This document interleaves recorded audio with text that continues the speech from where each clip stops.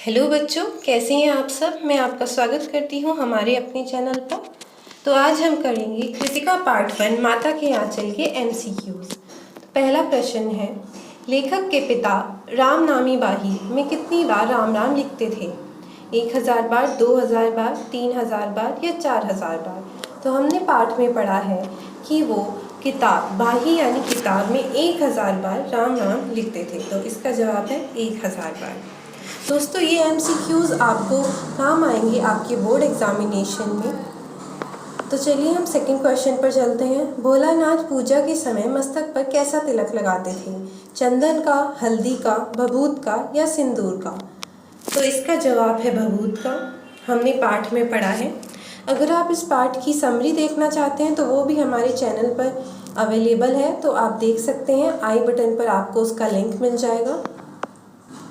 प्रश्न 3, लेखक बचपन से ही किसके गले लग जाते थे? माता के, नाना के, नानी के या पिता के? इसका जवाब है पिता के, क्योंकि वो बचपन में अपने पिता के साथ ही ज़्यादा रहते थे और उनके गले लग जाते थे।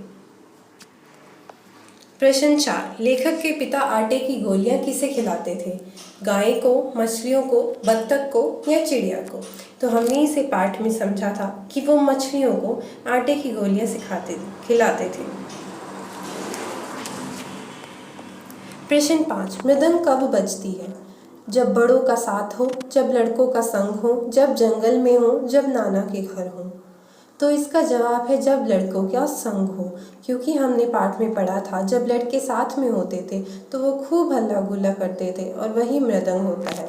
मृदंग यानी हल्ला गुल्ला करना। तो इसका जवाब है ऑप्शन बी। लेखक को उनके पिता क्या कहकर पुकारते थे? हरि नंदन, शिव पूजन, भोलानाथ, तारकेश्वर। तो ये हमने चैप्टर पर पढ़ा है कि उनके पिताओं ने भोलानाथ कहकर बुलाते थे। तो इसका जवाब आपको पता ही होगा।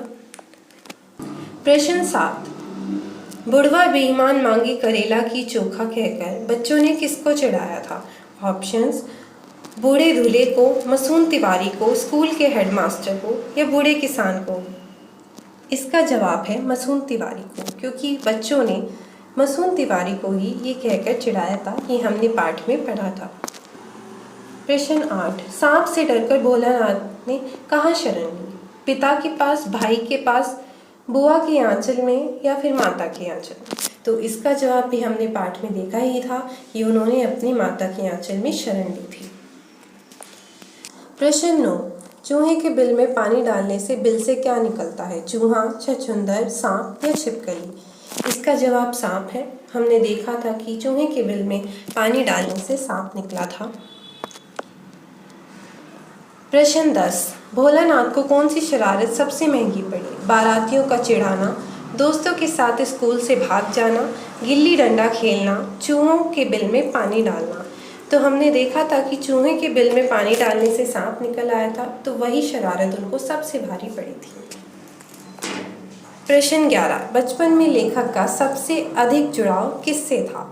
माता से, चाचा से, पिता से या बहन से?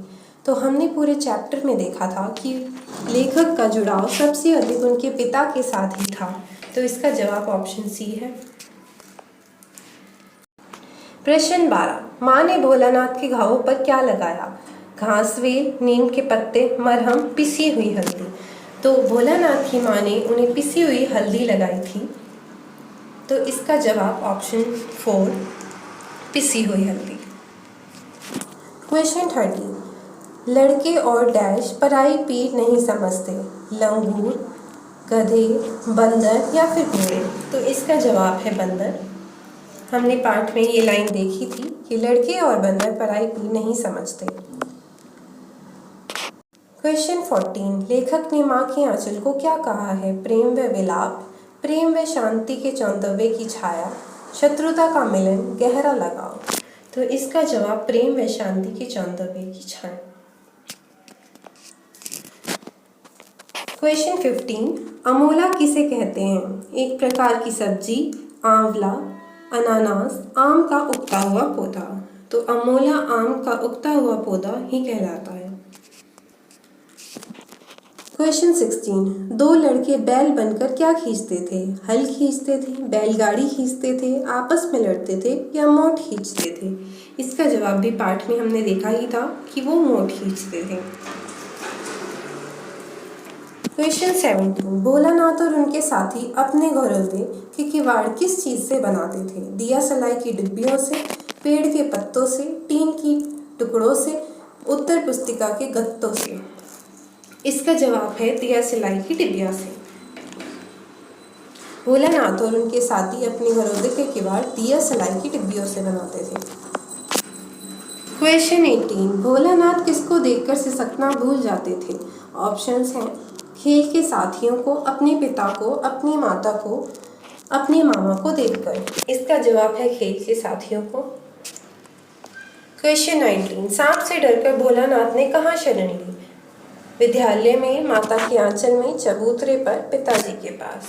तो उन्होंने माता जी के आंचल में शरण ली।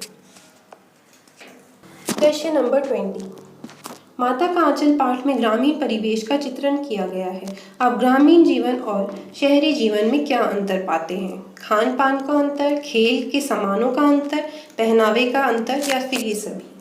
तो इसका जवाब है ये सभी। क्वेश्चन 21, माता का आंचल नामक कहानी के लेखक कौन हैं? कमलेश्वर, शिव पूजन सहाय, प्रेमचंद, मधु कंकरिया। इसका जवाब है शिव पूजन सहाय। दोस्तों, आपको कहानी के लेखक का नाम भी याद होना चाहिए, तो आप इसे याद कर लीजिएगा, शिव पूजन सहाय। क्वेश्चन 22, बच्चों की शिकायत किस व्यक्ति ने की थी? लेखक के पिता ने, बाग के मालिक ने, मूसन तिवारी ने, लेखक की माता ने।